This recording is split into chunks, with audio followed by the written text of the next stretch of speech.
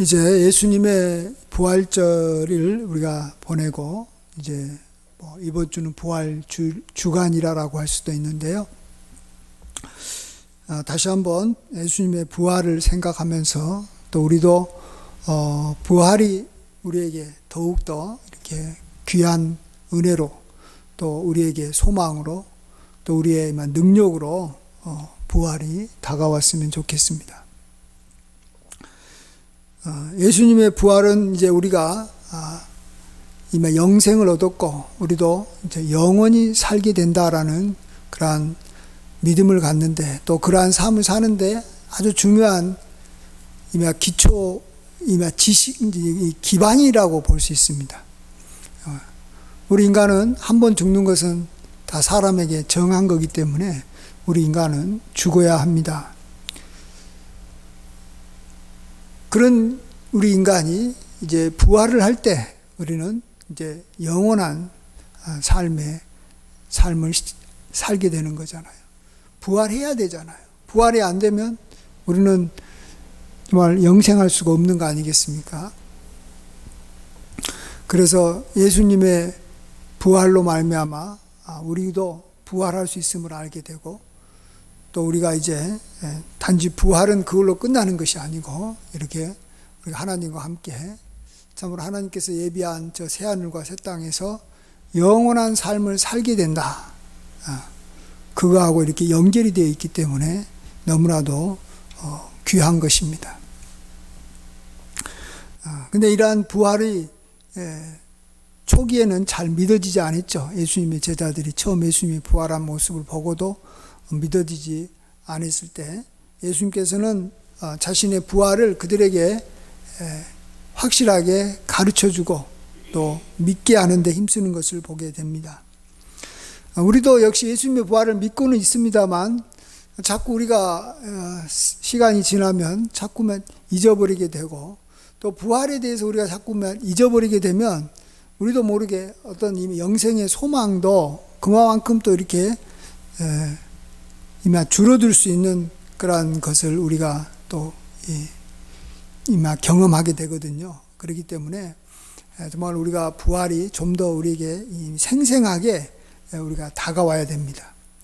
그래야지 우리가 이 땅에서 정말 살아갈 때 부활을 믿지도 못하고 영생에 대해서도 아무것도 모르는 세상 사람들 가운데서 우리가 살아가면서도 우리는 부활과 또한 영생을 우리가 확신할 수 있는 것입니다. 정말 우리가 이렇게 죽었다가 다시 살아서 우리가 영원한 생명을 살게 된다라는 것이 이것보다도 더 귀한 것이 없는 줄 믿습니다. 그런 면에서 예수님은 자신의 이 부활을 자기가 예수님이 3일 만에 죽은 지 3일 만에 살아났는데도 제자들에게 자기의 부활한 모습을 보여줬는데도 안 믿는 거예요. 여기 보면 그들이 잘 믿지 않는다라고 말합니다. 그들이 너무 기쁘긴 기뻤지만 41절 보면 아직도 믿지 못한 것을 보게 됩니다. 그리고 예수님이 사실 이렇게 승천할 때도 정말 제자들 중에서는 예수님께 경배하면서도 아직 믿지 못하는 자가 있더라 이런 말을 한 것처럼 정말로 이렇게 믿기 어려운 일이기 때문에 이게 믿기 어려운 일일 만큼 그만큼 귀한 거라는 것이죠. 그럴 때 예수님은 먼저 자신의 부활한 예수님께서는 제자들에게 자기의 손과 발을 보여줍니다. 자, 예수님께서 왜 손과 발을 보여줬을까요? 제자들한테 다른 것이 아니라 손과 발을 보여준 이유가 뭐겠습니까? 자기가 바로 십자가에 죽은 그 예수다라는 것을 알려주기 위한 거죠. 예수님은 십자가에 달리실 때 손과 발에 못을 박혀서 손과 발에 못자국이 있는 거예요. 그래서 만일 예수님이 손과 발을 보여줬는데 이게 손에 못자국이 없으면 그건 예수가 아니죠. 가짜거나 또 뭔가 이렇게 영으로 온 거죠. 예수님은 자신의 손과 발을 보여줬습니다. 근데 사실 이 제자들 앞에 예수님께서 손과 발을 보여주기 전에 왜 지금 제자들이 이렇게 모여 있었냐 그러면 그 엠마오로 가는 두 제자가 부활한 예수님을 만나서 예루살렘으로 돌아와 가지고 지금 제자들에게 자기가 예수를 봤다라고, 부활한 예수를 봤다라고 이야기를 하고 있는 중에 지금 예수님께서 오늘 본문에서 이렇게 갑자기 나타나셔서 자신이 이렇게 부활했음을 이제 제자들한테 처음으로 알려주는 거거든요. 근데 이 엠마오로 가는 이 제자들도 처음에는 예수님하고 같이 동행을 해가지고 엠마오로 가고 있다가 처음에는 몰랐어요. 이분이 예수님인지 몰랐어요. 그러다가 나중에 저녁에 이제 저물었을 때 같이 이렇게 식사하는 순간에, 그것도 예수님께서 식사할 때 어떻게 합니까? 이마 축사하시고 그들에게 이 떡을 떼어 주실 때 그들이 예수님을 알게 된 겁니다. 그들의 눈이 밝아졌어. 여기 30절 31절을 보시면 한번 30절 31절 같이 한번 읽어보겠습니다. 시작. 그들과 함께 음식 잡수실 때 떡을 가지사 축사하시고 떼어 그들에게 주시니 그들의 눈이 밝아져 그인 줄 알아보더니 예수는 그들에게 보이지 아니하시는지라.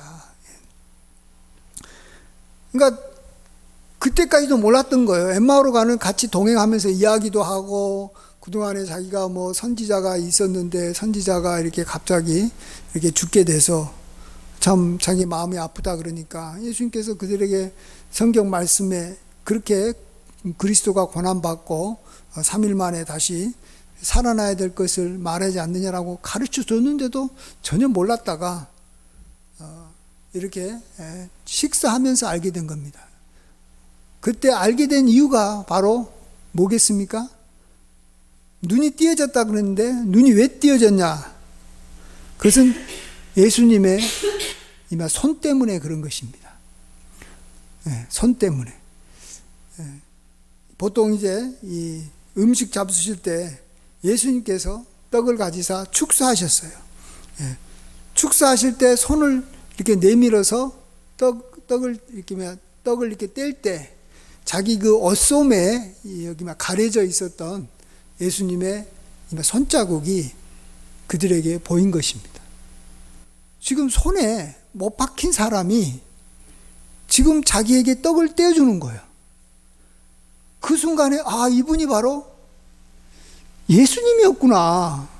그러니까 그 엠마오로 가는 두 제자도 저같이 사람 얼굴을 잘 이렇게 인식을 못하는 사람인지, 아마 이 십자가에 매달려 죽은 예수님이 전혀 살아날 거라고 꿈에도 못 꿨기 때문에 예수님하고 얼굴이 좀 비슷한 사람인가 보다 이렇게 생각을 했었을 것 같아요. 저도 그래요. 저도 살아있는 사람 다시 봐도 어떨 때는 이게 안면 인식이 장애가 있는지 잘 모를 때가 있어요. 특별히 여성분인 경우에는 머리만 이렇게 모양만 바뀌어도 잘 모르는데 이들도 그랬던 것 같은지 어떤지 그런 것 같습니다. 어쨌든 그 손을 보는 순간에 분명하잖아요. 손에 이 못자국을 보아 주를 알겠네. 우리가 그런 찬송가도 있잖아요. 나중에 우리가 하늘에 올라갔을 때 예수님의 그 얼굴 보고는 잘 모르고 또 얼굴 보니 너무 이렇게 광채가 빛나서 우리가 얼굴을 제대로 볼 수가 없는데 손에 못자국을 보면 바로 저분이 예수님이시구나 하는 걸 우리가 고백할 수 있듯이 바로 엠마오에 가는 두 제자도 예수님의 손을 보고 예수님이 부활하셨다라는 것을 믿게 됐고 또 이 제자들도 예수님의 이제 손뿐만 아니라 예수님의 발까지 보니까 이렇게 저분이 정말 십자가에서 달리신 분이신가 이렇게 생각하면서 굉장히 기뻐했다라는 거예요. 근데 기뻐했는데도 아직은 믿지 못하고 있을 때 예수님은 그들이 왜 믿지 못하는지를 알았습니다. 왜냐하면 저게 혹시 영이 아닌가, 이 영으로 온 거 아닌가, 한마디로 이렇게 어떤 귀신 같은 존재로 우리에게 다가와가지고 우리를 속이고 있는 게 아닌가, 이런 생각을 해가지고 그들이 아직 믿지 못할 때 또 예수님께서는 다시 그들에게 먹을 것을 좀 달라 그럽니다. 그래서 그들이 구운 생선 한 도막을 이렇게 예수님께 드리니까 예수님이 그것을 이렇게 잡수신 겁니다. 이 음식은 오로지 육을 가진 존재만이 음식을 먹을 수 있지 않습니까? 제사상을 차려놓고 이렇게 막 귀신한테 먹으라고 해도 나중에 제사 끝나고 난 다음에 음식 그대로 있잖아요. 어떤 이 영적인 존재, 귀신은 음식을 먹지 못하는 거죠. 근데 예수님은 이렇게 그 생선 한 토막을 다 이렇게 드심으로 예수님이 이렇게 육신이 되어서 부활하신 그러한 것을 그들이 이제 믿게 되는 것입니다. 우리는 이제 이런 것을 보면서 우리는 이제 믿음이 생기게 되는데, 그러한 믿음이 더 깊어지게 되고 확신하게 되려면 예수님은 엠마오로 가는 제자들에게도 그랬고 또 예루살렘에서 숨어서 두려워했던 제자들에게도 했던 것처럼 성경을 그들에게 가르쳐 주고, 성경에서 모세의 율법과 시편과 선지자의 글에서 예수님을 가르쳐 기록한 모든 것이 이루어져야 되리라 하면서 그들의 마음을 열어 성경을 깨닫게 해주시는 것을 보게 됩니다. 엠마오 제자도 그들이 예수님의 이렇게 손을 보고 부활한 예수님을 만나고 난 다음에 예수님이 갑자기 사라지니까, 그래서 그들이 길에서 서로 이야기하기를 우리에게 성경을 풀어주실 때 우리 속에서 마음이 뜨겁지 아니하더냐, 이렇게 고백을 합니다. 그래서 우리가 예수님의 부활을 정말 확실하게 알고 믿으려면 말씀을 가지고 믿어야 되는 줄 믿습니다. 지금 방금 말한 우리가 방금 우리가 봤던 이 성경 구절을 통해서 믿으면 되는 거예요. 예수님이 엠마오 제자들에게 자기 여기 못자국 난 손을 보여줌으로, 또 제자들에게도 그 못자국 난 손과 발을 보여줌으로 그들이 믿게 됐다. 그러니까 나도 그들처럼 믿어야 되겠다. 또 예수님이 이 생선 한 토막을 먹은 것을 통해서 예수님은 이렇게 부활한 예수님은 확실하다. 영이 아니고 육신으로 부활하셨다. 예수님이 정말 부활했다라는 걸 내가 믿어야 되겠다라고 생각하고 그 말씀을 붙잡고 꼭 믿으시기 바랍니다.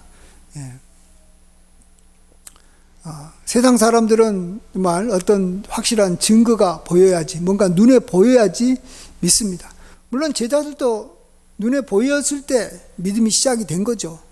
그렇지만 이제 예수님은 늘 말했던 것처럼, 이 도마에게도 이야기했던 것처럼, 너희가 보고 나를 믿느냐, 나를 보지 않고 믿는 자는 더 복되도다 했습니다.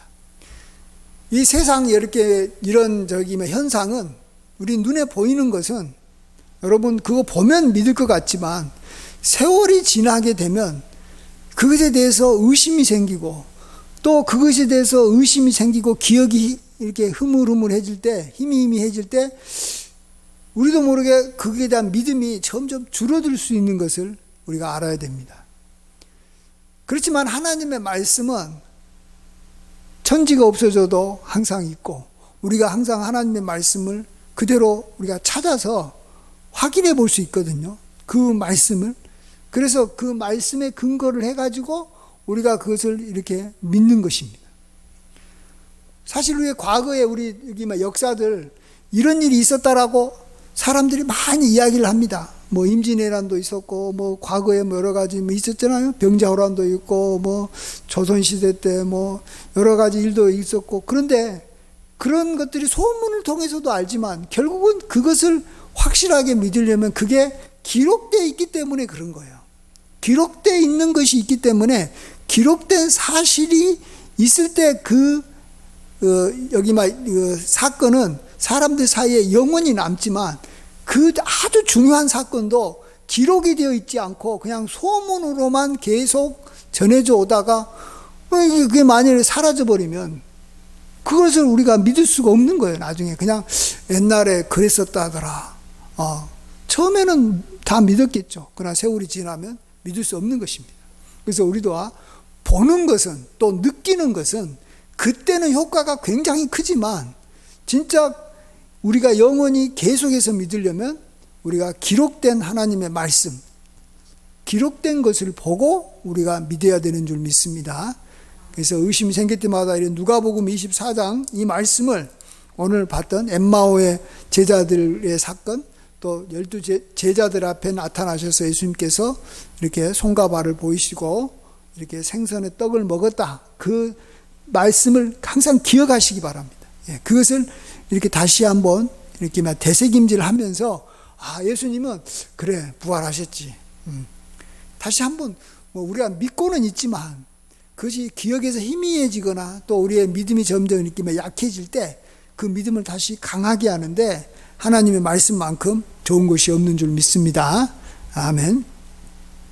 나아가서 이제 조금 더 시간이 있고 조금 더 좀 여유가 있다, 내가 성경에 대해서 좀 더 부활에 대해서 알고 싶다 그러면 구약의 말씀에 부활과 연관된 어떤 그 말씀이나 어떤 사건들을 좀 기억해 보면 예수님의 부활을 믿는 데 도움이 됩니다. 이게 제일로 중요하고요. 누가복음에 나온 이 말씀, 예수님이 부활하고 난 다음에 제자들에게 이렇게만 나타나서 했던 그 말씀이 제일로 중요하지만 그 위에 더 붙이고 싶다라면 그럴 필요가 있다라는 거죠.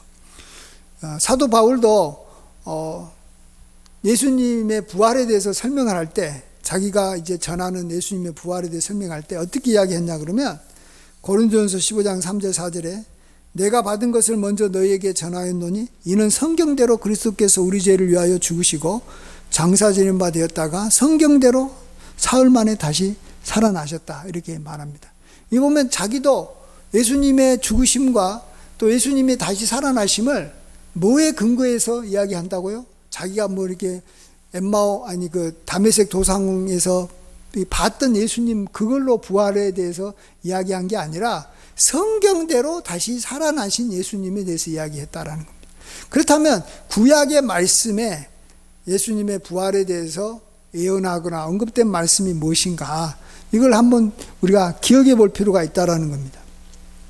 그것을 제가 몇 가지 소개해 드리면 시편 22편에 일단 기본적으로 몇 개가 나와 있습니다. 아까도 제가 이렇게 이 손과 이 발에 대해서 언급을 했듯이 시편 22편에서도 뭐라고 말하냐면 22편 16절에 악한 무리가 나를 둘러 내 수족을 찔렀나이다. 네. 이것도 참 이 수족을 찔렀다라는 것이 그래서 어쩌겠다는 거야, 이런 생각을 할 겁니다. 여러분, 수족을 찔른다고 해가지고 사람이 죽습니까? 보통 고문을 할 때 손에다가 이렇게 송곳을 찌른다든지 이렇게 칼로 이렇게 상처를 낸다든지 이럴 수는 있어요. 그러나 그걸로 한다고 죽는 게 아니에요. 그래서 악한 자가 수족을 찌른 걸로 인해서 어떻게 죽을 수 있을까? 이것은 로마 시대 때 여기 십자가형이라는 그런 형벌이 나타나기 전까지는 아마 물론 옛날에도 나무에 이렇게 사람을 이렇게 못 박아서 죽인 경우도 있었긴 있었죠. 저주를 받는 자마다 나무에 달린 자마다 저주를 받은 자라 있기 때문에. 근데 그건 꼭 금하는 건 아니에요. 이렇게 찔렸다라는 건 아니라 나무에다가 이렇게 달고 이렇게 이미 죽은 사람을 나무에다가 이렇게 달아놓는 경우도 있었을지는 몰라도 이렇게 나무에다가 사람을 이렇게 찔러가지고 찌르는 것만으로 정말로 이렇게 고통을 준다는 건 진짜 이 참혹한 형벌이죠. 서서히 죽이는 거잖아요. 어떤 사람은 하루가 지나도 안 죽은 사람도 있다고 합니다. 그럴 때는 다시 이렇게 창으로 찔러 죽일 만큼 아주 이렇게 정말로 이 혹독한 이 형벌을 로마 사람들이 만들어 가지고 이렇게 사람을 이렇게 아주 악한 사람을 이게 반역한 사람이나 살인자를 그렇게 처단했는데, 그런 일들이 어쨌든 간에 시편에서는 정확하게 그리스도가 앞으로 죽게 된다면 손발에 찔려서 죽게 된다, 이런 예언을 하셨다라는 거죠. 그런 예언을 하시고 이제 예수님께서는 죽으시고 부활하신 것입니다. 그런데 그 다음에 이제 시편 16편이나 뭐 이런 데는 다시 하나님께서는 그의 거룩한 자를 멸망시키지 않을 것이다, 이런 말씀을 하십니다. 제가 한번 시편 16편 10절 11절 한번 읽어보겠습니다. 이는 주께서 내 영혼을 수월에 버리지 아니하시며 주의 거룩한 자를 멸망시키지 않으실 것임이라. 그래서 주의 거룩한 자를 하나님은 멸망시키지 않을 것이다, 수월에 버리지 않을 것이다. 수월은 이렇게 이미 죽음이 지배하는 곳, 죽는 자가 있는 곳이 수월인데, 죽은 자가 들어가는 곳이 수월인데 수월에 버리지 않고 다시 살려주실 것이다 라고 말씀하고 있습니다. 다음에 시편 30편 3절에서도 여호와께서 주께서 내 영혼을 수월에서 끌어내어 나를 살리사 무덤으로 내려가지 아니하게 하셨나이다. 수월에서 다시 끌어올리는, 정말 죽은 자 가운데서 다시 살리시는 일을 하나님께서 하셔서 무덤에 내려가지 않게 하신다라는 겁니다. 그 다음에 이제 이것은 이제 여기 시편에 있기 때문에 여러분이 사실은 잊어버릴 수도 있어요. 시편 16장을 찾아야 되고 또 시편 이렇게 30장을 찾아야 되기 때문에. 그런데 그러지 않고도 예수님의 부활에 대해서 그냥 우리가 그동안에 이야기 많이 들었던 걸로 그냥 이렇게 쉽게 예수님의 부활을 예언하고 이렇게 우리에게 말씀해 준 게 있습니다. 이게 더 여러분이 기억하기 좋을 거예요. 그것은 뭐냐 그러면, 요나가 3일 만에 고래 안에 들어갔다가 3일 만에 다시 살아난 사건이, 예수님께서도 그걸 인용하시면서 이야기했듯이 예수님의 부활에 대해서 이야기한 것입니다. 그래서 예수님의 부활에 대해서 구약에서 뭘 이야기를 했지? 뭐 시편에 있다는데, 뭐 몇 편이지? 헷갈릴 때는 그냥 그쪽을 생각하지 마시고, 그것도 뭐 찾아보셨으면 좋겠지만, 요나가 물고기 뱃속에 들어갔다가 3일 만에 다시 살아났다는데, 예수님도 요나의 그 말씀을, 요나의 그 사건을 인용해가지고 자신의 부활을 이야기한 것입니다. 요나가 이렇게 물속에 뱃속에 들어가서 다시 3일 만에 나온 것처럼 나도 다시 3일 만에 다시 살아날 거다고 이야기했잖아요. 그러면 그 요나의 사건은 예수님의 부활을 예언한 사건이다라는 거예요. 그 예언한 것이 예수님을 통해서 이루어지신 것처럼 이루어졌기 때문에 성경대로 3일 만에 다시 살아나셨다, 우리가 그것을 믿게 되는 것입니다. 그러니까 그냥 우연하게 어떤 사건이 일어난 것은 우리가 참으로 그것은 좀 말 그대로 우연이라고도 볼 수 있지만, 예언한 대로 이루어진다면 그것은 진짜 우연이 아니죠. 그건 확실한 사실이고 하나님의 역사인 것입니다. 그 다음에 여러분이 이제 또 예수님의 부활에 대해서 구약에 뭐가 있을까 이런 생각을 할 때 저는 다른 것보다는 우리 그 구약의 인물 중에서 죽음을 보지 않고 이렇게 하늘로 이렇게 승천한 그러한 두 사람을 기억해 보시라는 거예요. 그것을 예수님의 부활과 승천하고 연결시키면 됩니다. 그것이 하나의 예수님의 부활과 승천의 그림자이기 때문에 그렇습니다. 죽음을 보지 않고 승천한 사람이 누가 있죠? 구약에? 그렇죠. 에녹과 엘리야가 있는 것입니다. 사실 이 승천을 하지 않으면요, 죽은 자가 다시 살아났다고 해도 이 부활, 그건 부활이라고 볼까요? 소생이라고 볼 수가 있는데, 그건 부활이 아니라 소생이라고 볼 수밖에 없어요. 왜냐하면 소생을 했어도 그 사람이 승천하지 않으면 또 다시 죽게 되거든요. 그러면 소생을 끊임없이 해야지만이 영원히 사는 거예요. 근데 이게 이처럼 고통스러운 게 뭔 거죠? 죽었다가 살아났다가 죽었다가 살아났다가 죽었다가 살아났다가 이렇게 해가지고 영생한다는 거죠. 이건 정말 영생이 아니잖아요. 그래서 진짜 영생이라는 것은, 진짜 부활은 죽었다가 살아나서 하늘에 올라가서 영원히 살게 되는 그러한 그 과정이 있는 부활이 진짜 부활인 것이죠. 그런 의미에서 이 승천했다라는 것은 부활을 일종의 부활이라는 것은 사실 없이 바로 승천했지만 이 부활을 하나의 이렇게 전제를 하고 부활을 했다면 진짜로 그리스도가 부활을 했다면 그 다음에 이렇게 승천할 것이다라는 것을 하나의 예를 들어서 보여준 것입니다. 부활이 있다면 승천한다라는 거예요. 부활이 없으면 승천 안 하겠죠. 승천 못 하겠죠. 그러면서 에녹과 엘리야가 죽음을 보지 않고 하나님께서 그를 데려간 사건이 예수님께서 앞으로 부활하시고 승천하시는 것을 보여준 것이다.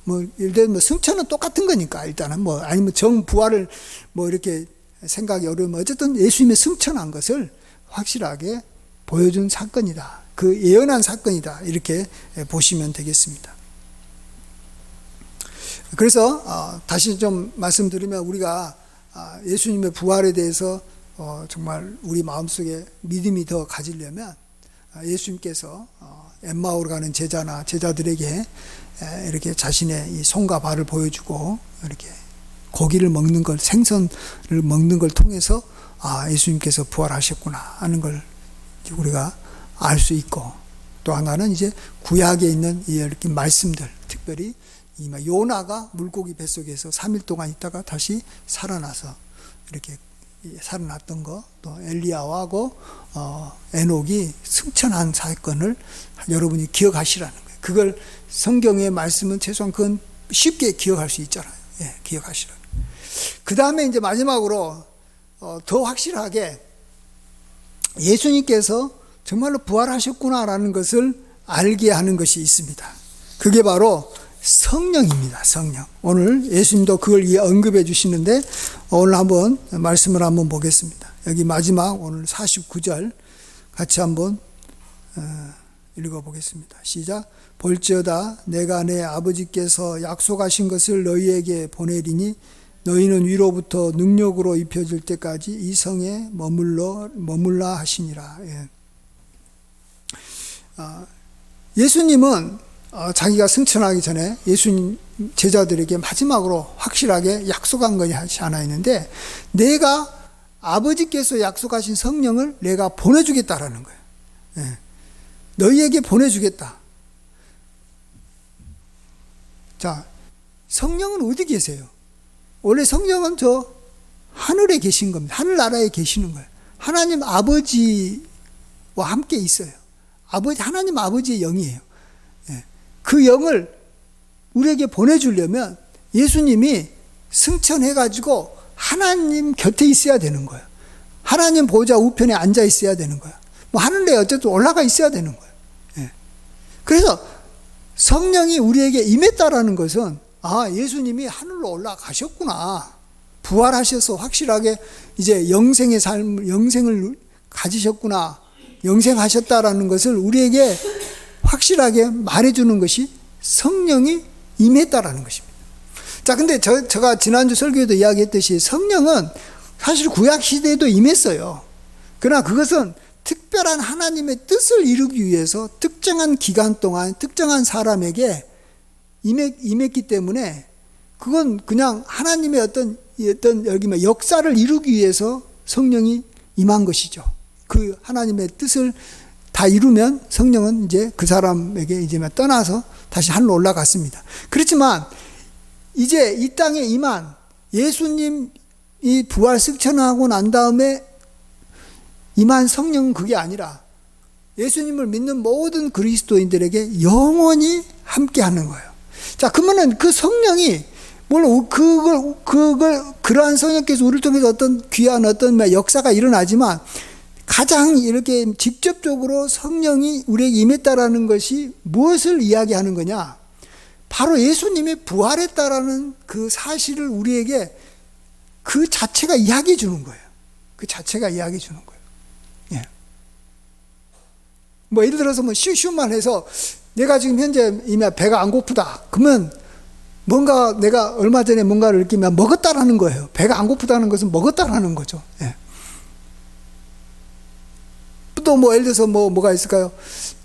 어떤 내 친구가 제주도에서 전화를 했다라는 것은 그 친구가 현재 지금 확실하면 여기 뭐 영상으로 보니까 제주도에 있어요. 그러면 그 사람이 제주도에 있는 거예요. 마찬가지로 이런 뜻으로 뭐 어떤 현상을 보면 그것이 그렇게 되려면 당연히 뭐 이렇게 우리가 생각해 볼 수 있는 것처럼 성령이 우리에게 임했다라는 것은 모든 그리스도인에게, 나는 뭐 하나님에게 뭐 특별하게 쓰임 받는 사람도 아니고 다윗 같은 사람도 아니고 뭐 저기 막 삼손 같은 뭐 이렇게 뭐 그런 뭐 뜻인 사람도 아니고 그냥 대한민국에 있는 평범한 그냥 하나님 믿는, 그 하나님도 뭐 잘 믿는 것도 아니고 그냥 평범하게 믿는 나에게 그 하나님의 그 놀라운 하나님의 영이 나한테 임했다라는 것은 다른 것이 아니에요. 예수님이 부활 승천했다라는 것을 보여주는 거예요. 나같이 하찮은 자에게, 별것도 아닌 나에게 성령이 임했다라는 것은 하나님께서 약속하신 성령을 예수님이 받아서 나한테 보내주신 거구나. 그래서 나한테 지금 있는 것이지, 예수님이 나한테 성령을 안 보내주면 나는 성령을 받을 수 있는 자격도 없고 그럴 만한 그 의미도 없는 거예요. 안 그래요? 우리가 뭔데? 뭐 특별한 하나님의 뜻을 뭐 이루기 위해서 하나님께서 우리를 갖다 세워준 건 아니잖아요. 그냥 우리는 예수님을 믿은 사람이라는 거예요. 그리고 물론 이제 우리가 뭐 하늘나라에 앞으로 우리가 올라갈 그런 어떤 이 사람이라는 거죠. 그런 면에서는 뭐 의미가 있다고도 보지만, 그렇지만 뭐 저기 뭐 나 말고도 뭐 주변에 믿는 사람들이 뭐 어마어마하게 많은데, 그러한 그 평범한 그리스도인 중에 한 사람이 나에게 성령이 임했다. 이것은 예수님이 부활했다라는 증거라는 겁니다. 부활 승천 안 했으면 나 같은 사람한테 성령이 임할 리가 없죠. 훌륭하게 예수님 잘 믿고 뭐 세계 선교에 힘쓰고 뭐 큰 목회를 하는 분한테 성령이 뭐 임한다는 것은 내가 이해가 되지만, 평범한 나에게 성령이 임했다는 것은 예수님이 이렇게 부활하셨다라는 증거입니다. 그래서 내가 내 안에 성령이 있다, 그걸 여러분이 꼭 막 이렇게 확실하게 알고 있잖아요. 그리고 또 성령이 없는 것 같아도 그냥 우리는 나는 성령이 있다 그러고 싶어요. 왜?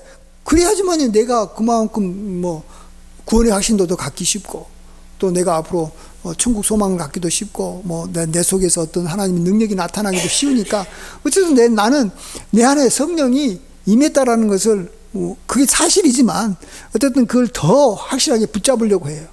그러면은 그걸 붙잡았다면 당연히 예수님은 부활하셨다라는 것이죠. 부활 승천하셔서 하나님보다 우편에 계신다라는 것입니다. 그 약속한 성령이 우리에게 왔기 때문에 그런 거예요. 그냥 우연히 온 게 아니라. 그런 의미에서 예수님이 부활하셨다 하는 것을 우리가 좀 더 확실하게 믿는데, 이런 것들을 여러분이 기억하시고, 제가 한 3가지 정도 이야기를 했어요.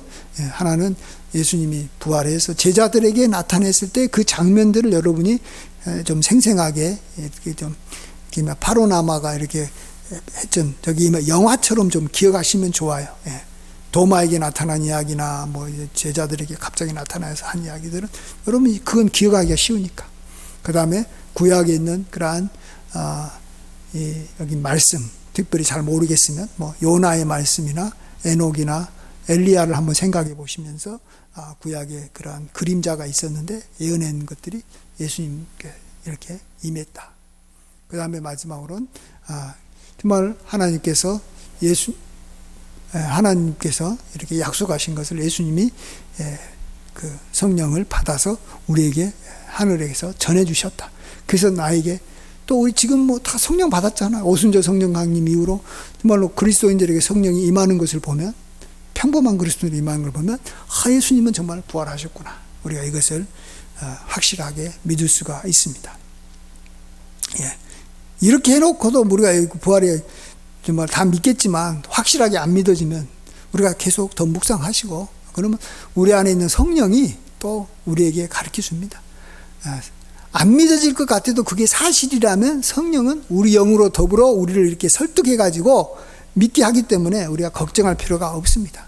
다 믿게 되고 확신하게 되고, 그리고 또 우리가 부활 신앙을 갖게 됩니다. 그래서 나중에는 뭐 지금은 좀 뭐 그럴지 몰라도 언젠가는 우리가 어떤 죽음에 대해서도 전혀 두려워하지 않게 되고, 하늘에 대해서 지금은 또 우리가 좀 희미하게 천국을 바라봐도 우리가 정말 우리가 세월이 지나면 더 확신 있게 우리가 한 천국 소망을 갖게 됩니다. 그래서 우리가 죽음에 이르는 그러한 나이가 되면 될수록 우리는 전혀 걱정할 필요가 없는 게, 그때는 뭐 천국 신앙, 뭐 부활 신앙이 확실하게 될 거니까. 왜? 우리 안에 있는 성령이 그렇게 다 알려줄 거니까 여러분 걱정할 필요가 없습니다. 예. 그래서 우리는 정말 사망 권세 이기고, 우리는 정말 부활의 그런 권능으로 우리가 이 땅에서 살아가게 되는 줄 믿습니다. 같이 기도하겠습니다. 아버지 하나님, 예수님께서 죽은 자 가운데서 다시 살아나셨습니다. 우리가 그 사실을 성경 말씀을 통해서 확실히 알게 도와주심을 감사합니다. 성경대로 그리스도께서 우리를 위하여 죽으시고 성경대로 다시 살아나셨음을 우리가 늘 고백하며 살게 도와주시옵소서. 우리 믿음의 정말 근원은 우리의 감정이나 생각이나 느낌이 아니라 하나님의 말씀에 있사오니, 그 변치 않는 하나님의 말씀으로 우리가 진리를 확실하게 붙잡고 그 가운데서 자유함을 얻고 힘을 얻고 능력을 얻게 하여 주시옵소서. 우리에게 부활을 허락해 주시고 부활의 첫 열매가 되어주시는 예수 그리스도의 이름으로 감사하며 기도하옵나이다. 아멘.